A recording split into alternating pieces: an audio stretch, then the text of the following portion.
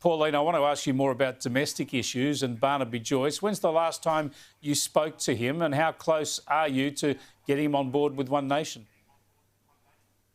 I spoke to him last Sunday, I think it was. Sunday? Yeah, Saturday or Sunday it was. We had a phone hook-up after all this hit the media and, you know, saying that he's going to come across and be leader of the party. It's not going to happen, Chris. He's not going to be leader of the party, so that's totally out of the question. The fact is that before that I spoke to him in the last sitting of Parliament, so it's been about six weeks ago since I last spoke to him. So anyway, the decision, I've made the offer to Barnaby. I know he's disgruntled with the National Party. I know he's passionate about getting rid of net zero. He's introduced his bill to Parliament. He doesn't expect to get support. And I'm telling you, the Nats are being dragged along with this because they know they're in dire straits with Barnaby considering walking, plus the members of their party wanting to walk because they're fed up with net zero. The coalition will not go along with it. So it's going to be interesting how this unfolds. Now, if Barnaby wanted to stay in politics, obviously One Nation would be a pretty good fit. A senator for New South Wales would help you and would probably be doable for him. Is there any other option? Have you discussed the possibility of lower house seats or the Queensland Senate? No. Not at all, Chris. The fact is he's not even a member of the party. He has to make that choice himself to finally make the decision. Is he going to come across the One Nation? He did want to see if he got his bill up in the Parliament, which, you know, it hasn't been debated yet.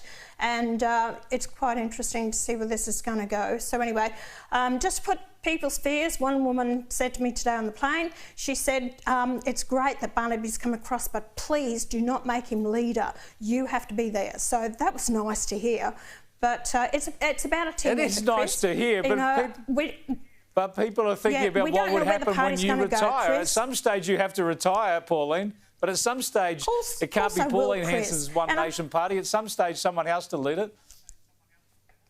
Totally agree with you, Chris. I'm not that stupid. I haven't got an ego that big. My attitude is if someone can do a better job than I can, fair enough, and to do it. But don't write me off at the moment. No one's writing you off. I'm just suggesting that Barnaby would be a significant enough figure to carry on that load after you retired, if he did come across, right? Well, it's all open, isn't it? So whoever proves themselves and it can make a good leader for the party and make sure that we're getting our policies and what we want to do for the Australian people and represent them and make the other two political parties accountable. That's all, Chris, that's all down the track, OK? I'm not here having a discussion about that. All right, well, what's a bit closer is the Coalition and the Liberals having meetings to try and bed down their net zero, their climate and energy policy. Do you think that, depending on how that goes, it might shake out a few more defectors from those parties? Look, isn't it funny that Susan Lee said that would be about 12 months down the track after the election? Well, we forced their hand to have that meeting now to see where is the lay of the land as far as their energy policy and net zero.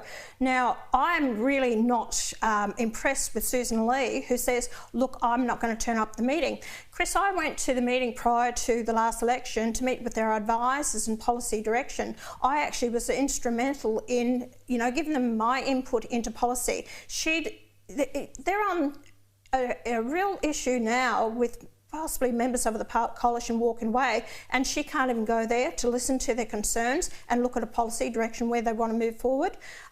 So she's a failure here as far as the leader.